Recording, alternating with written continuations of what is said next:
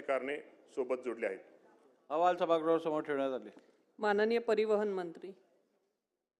अध्यक्ष महोदय, मी आपल्या अनुमतीने महाराष्ट्र राज्य मार्ग परिवहन अधिनियम 1950च्या कलम 5च्या पोट कलम 3 अन्वये महाराष्ट्र राज्य मार्ग परिवहन महामंडळ यांचा 2022-23 या वर्षाचा प्रशासन अहवाल सभागृहासमोर ठेवतो। अहवाल सभागृहासमोर ठेवण्यात आले। बावनकुळे साहेब निवेदन आहे।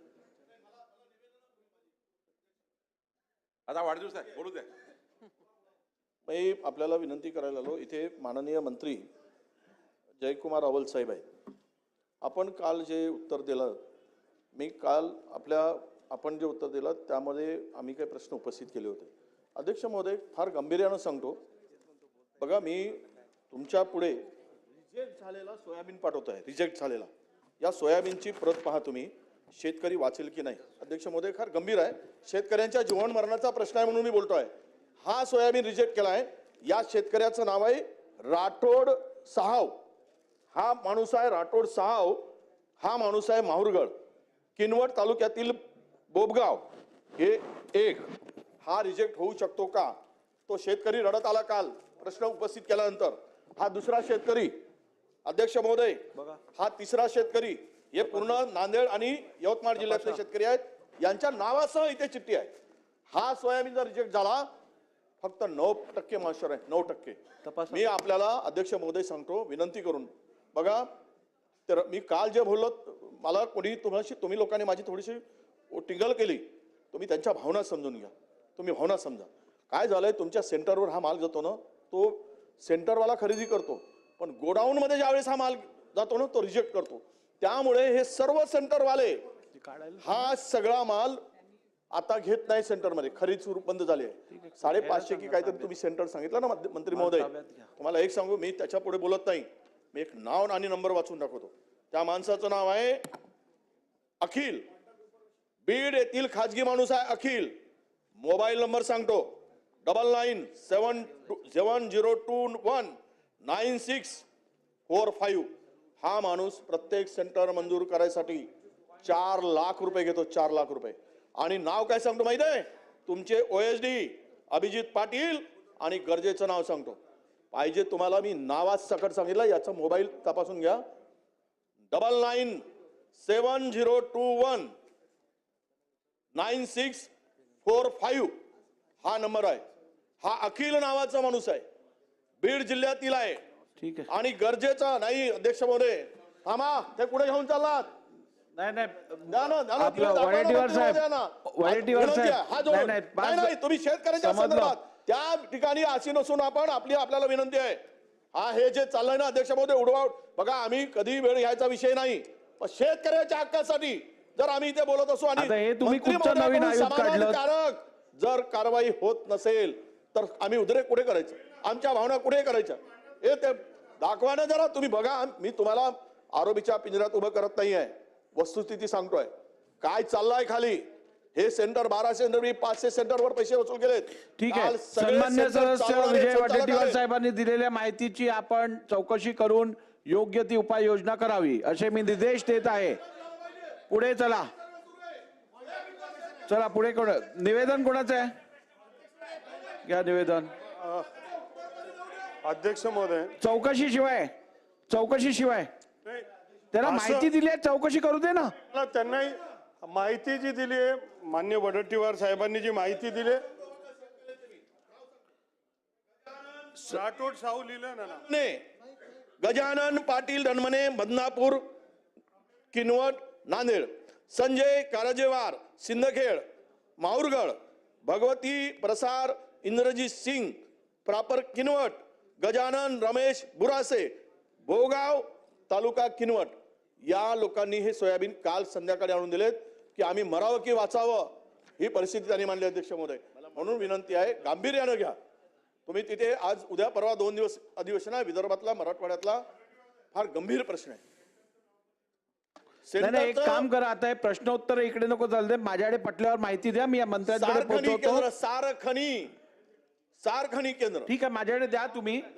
एक मिनिट, सन्मान्य सदस्य विजय वडेट्टीवार साहेबांनी आता जी माहिती दिलेली आहे सभागृहात, त्याची आपण नोंद घेऊन चौकशी करून उपाययोजना करावी आणि अधिकची माहिती पटल्यावर ठेवा, मी माझ्याकडे घेऊन त्यांना पाठवून देईन. बसा बसा बसा.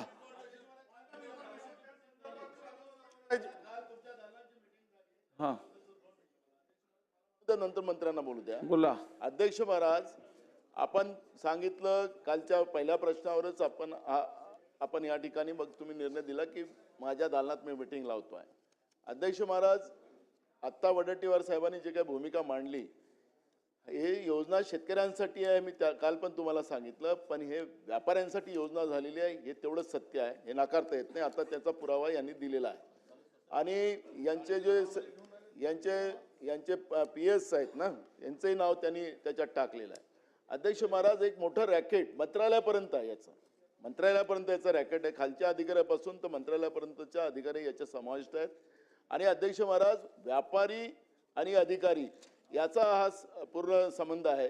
आणि म्हणून मी आपल्याला काल पण सांगितलं की ही सगळी मोमेंट मोडायची असेल आणि खऱ्या अर्थाने शेतकऱ्यांसाठी योजना चालवायची असेल, आम्हाला राजकारण करायचं ना, मी वारंवार सांगतोय.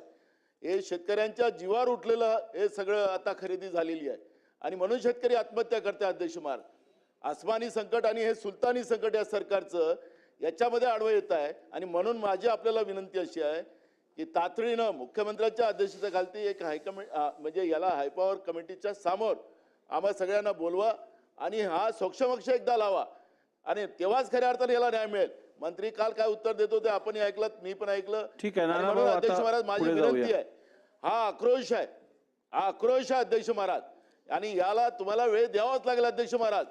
आणि नाही दिलं अध्यक्ष महाराज तर मग या सभागृहात येऊन काय कामाचं आमचं? एक काम करा, तुमचा अंतिम आठवडा प्रस्ताव ज्या वेळेला आपण येतो त्याच्यात ह्याचा समाविष्ट करा, आपण करूया त्यावेळेला. चला. का तुम्हाला उत्तर देणार नाहीये का शासन? तुमच्या प्रस्तावावर उत्तर देणार नाहीये का? मागण्यामध्ये काय आम्ही सगळे प्रश्न मांडले, त्याचं उत्तर मिळालं का आम्हाला अध्यक्ष महाराज? चला.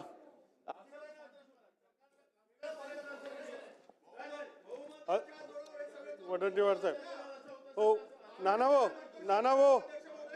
एक मिनिट, एक महत्वाचं जरा एक मिनिट. मंत्री महोदय बसून घ्या, बसून घ्या, एक मिनिट बसून घ्या. नाही, काही गोष्टी इकडे स्पष्ट होणं अत्यंत आवश्यक आहे. वडेट्टीवार साहेब, आपण खाली बसून घ्या. नाना भाऊ, आपण खाली बसा, खाली बसा. आता मी उभं राहिलो, तुम्ही खाली बसा. हे बघा, तुमचे प्रश्न महत्वाचे आहेत, याबद्दल दुमत नाही. तुमचे प्रश्न जनसामान्य माणसाच्या हितातले आहेत, याबद्दल दुमत नाही. परंतु मला सभागृह नियमानुसार चालवायला लागतो. तुम्ही कुठच्या आयुधाचा वापर करून उभं राहिलात ह्याची मला कल्पना नाही. हा सभागृह नियमाप्रमाणेच चालणार. तरीही अपवाद म्हणून मी तुम्हाला दोघांनाही बोलायची संधी दिली, परंतु तुम्ही जर पाहिजे तेवढा वेळ घेत राहिलात तर ते काही शक्य होणार नाही. मी तुम्हाला सांगितलं, तुमच्याकडची माहिती माझ्याकडे द्या, मी ती मंत्र्यांपर्यंत देईन आणि अधिवेशन संपण्यापूर्वी या संदर्भातलं निवेदन मंत्री करतील. चला पुढे. अध्यक्ष महोदय, एक महत्वाचं निवेदन करायचं आहे. अध्यक्ष महोदय, दिनांक 11 डिसेंबर 2025 रोजी हिवाळी अधिवेशनातील माझ्या विभागाशी निगडीत कडधान्य, तेलबिया, कापूस या शेतीमालाविषयक विधानसभेमध्ये प्रश्न उत्तराच्या तासामध्ये चर्चा झाली आणि या सगळ्या विषयांचं गांभीर्य, महाराष्ट्रामधल्या शेतकऱ्यांचा विषय संदर्भातलं महत्त्व समजून राज्याचे मुख्यमंत्री महोदयांनी काल तातडीची बैठक त्यांनी घेतली आणि त्या बैठकीमध्ये केंद्र शासनाच्या पूर्वीच्या किमान आधारभूत किंमत योजनेअंतर्गत असलेले हेक्टरी उत्पादनामध्ये राज्याच्या सर्व जिल्ह्यात समानता आणण्याबाबत सूचना दिल्या. अध्यक्ष महोदय, राज्यातील विविध जिल्ह्यात ॲग्रो क्लायमॅटिक झोन वेगळे वेगळे आहेत आणि म्हणून त्याच्यामध्ये वेगळी उत्पादकता असते. त्यामुळे शेतकऱ्यांचा त्यांचा कापूस उत्पादन विक्रीस त्यामुळे शेतकऱ्यांना त्यांच्या कापूस उत्पादन विक्रीस अडचणी येत होत्या आणि म्हणून त्यामुळे राज्याचे मुख्यमंत्र्यांनी सांगितलं की शेतकऱ्यांना हमीभाव योजनेमध्ये कापूस विक्री करताना ज्या अडचणी येतात त्यामुळे लातूर, वर्धा आणि गडचिरोली या जिल्ह्यामध्ये उच्चतम उत्पादनाची 25% पीक कापणी प्रयोगानुसार 23 क्विंटल प्रति हेक्टर इतकी जास्ती उत्पादकता आहे. आणि म्हणून मला नम्रपणे सांगायचं आहे की हे सरकार शेतकऱ्यांच्या हिताचं सरकार आहे. राज्याचे मुख्यमंत्री महोदय हे शेतकऱ्यांच्या हितासाठी संवेदनशील आहेत आणि म्हणून त्यांनी हा निर्णय घेतला आहे की या केंद्राच्या योजनेमध्ये 23 क्विंटल हेक्टरचा जो नियम आहे तो महाराष्ट्रातला सर्वात हायेस्ट जो आहे तो पूर्ण राज्याला सरसकट लागू करायचा आणि त्या माध्यमातून ती खरेदी आजपासून करायचा अशा प्रकारचा निर्णय घेतलेला आहे. ठीक आहे. आणि त्यांचा खरेदी विक्री केंद्राचा एक विषय आहे, त्या संदर्भात संबंधित आमदारांबरोबर आपण बैठक घेऊन तो सोडवावा. ठीक आहे. एकदा लावा अध्यक्ष महाराज, ठीक आहे. मी व्यापाऱ्यांसाठी या चाललेली आहे. संदर्भात चला. अहो व्यापारी करता, शेतकऱ्यांचा नाही आहे. अहो शेतकऱ्याचा विकला, मग काय कोणाचा खरीदतात? ठीक आहे. पुढे जाऊया. राहुल साहेब बसा. चला, बावनकुळे साहेब निवेदन आहे तुमचं, घ्या. आता बस. अहो असं कसं कामकाज चालणार की नाही? बसून घ्या. बोला बावनकुळे साहेब, बोला. समर्थन बसा ना नाना भाऊ. काय आहे तुमचा पॉइंट ऑफ ऑर्डर? पहिली मला सांगा कुठच्या नियमाचा भंग झाला आणि मग चालू करा. ते सांगत आहे. परवा नियमच सांगतो, नियमावरच येतोय. परवा नियम नंबर. महसूल मंत्र्यांना पहिले थोडं शांत करा. ते पहिला नियम माझा आहे. अध्यक्ष महाराज, परवा आपण आपल्या राज्याच्या निवडणूक आयोगाच्या बाबतचा जो आपण निर्णय आम्हाला दिला, त्या निर्णयाच्या आधारावर मी राज्यातल्या विधी तज्ञांशी चर्चा केली आपण दिलेल्या निर्णयावर. अध्यक्ष महोदय, आपण दिलेल्या निर्णयामध्ये मला कुठलाही विरोध करायचा नाही, पण एक गोष्ट अध्यक्ष महाराज, हे सार्वभौम सभागृह आहे आणि जेव्हा कोण पण असो, जेव्हा त्याला तो आपल्या पदाचा दुरुपयोग करत असेल तर त्याच्यावर या सार्वभौम सभागृहाच्या माध्यमातून कारवाई करायचे अधिकार जे असतील त्याला कुठं त्या याला आपल्याला आपला प्रस्ताव पाठवावा लागतं. त्याच्यावरची चर्चा आमची झाली. अध्यक्ष महाराज, कालच आपण लोकायुक्त बिल पण या ठिकाणी मान्य करून घेतलं आणि आता निवडणूक आयोगालाही त्याच्यामध्ये आपण त्याच्यामध्ये अंतर्भाव करून घेतला. अध्यक्ष महाराज, राज्यपाल यांना मुख्य निवडणूक आयोगाला नियुक्त करतो आणि राष्ट्रपती महोदय, राज्यपाल आणि पार्लमेंट. अध्यक्ष महाराज, 2/3 मेजॉरिटीने आपण एक ठराव केला समजा आणि तो लोकसभेला पाठवला किंवा राष्ट्रपती महोदय राज्यपालांना, तर अध्यक्ष महाराज आपल्याला त्याला मान्यता देता येतं आणि आपल्याला विधानसभेला तो ठराव करता येतं. अध्यक्ष महाराज, मला थोडं बोलू दे. मला माहिती आहे तुम्ही पुढे काय बोलणार आहे, म्हणून मी पहिले बोलून घेतो. नाही, मी अजून नियमाची वाट बघतोय. मी येतो ना. अध्यक्ष महाराज, राज्याच्या मुख्यमंत्री महोदयांनी, राज्याच्या उपमुख्यमंत्र्यांनी सुद्धा, राज्याच्या मुख्यमंत्री आणि उपमुख्यमंत्र्यांनी सुद्धा आपली नाराजी माध्यमाच्या समोर मुख्य निवडणूक आयोगाच्या म्हणजे आपल्या राज्याच्या निवडणूक आयोगाच्या बद्दलची व्यक्त केलेली आहे. म्हणजे याचा त्रास राज्याच्या जनतेला आणि जे काही उमेदवार असतील ज्यांचा ऐन वेळेवर निवडणूक रद्द केली गेली त्यांनाही सुद्धा इथं झालेला आहे. अध्यक्ष महाराज, मी आपल्याला एक गोष्ट या निमित्तानं सांगतो की वाघमारेची जी आता आपल्या राज्याचे निवडणूक आयोग आहेत त्याला 6 महिने आधी आपण VRS घेतला त्यांनी आणि त्यांना या पदावर नियुक्त केलं. नितीन करीर, राजगोपाल देवरा, राजीव जलोटा, आमच्या विशेष करून सुजाता सोयनिक असे चांगले होते, कारण की आपल्या राज्याच्या निवडणूक आयोगाची एक परंपरा राहिली. नंदलालजी होते, आत्ताच रिटायर झालेले राजेश कुमार होते आणि ही पद अनेक दिवस खाली होतं. अध्यक्ष महाराज, त्यावेळेस हे सगळे लोक होते, पण आपण यांना VRS घेऊन हे पद भरवायला लावलं आणि यांच्या हातातून महाराष्ट्रासारख्या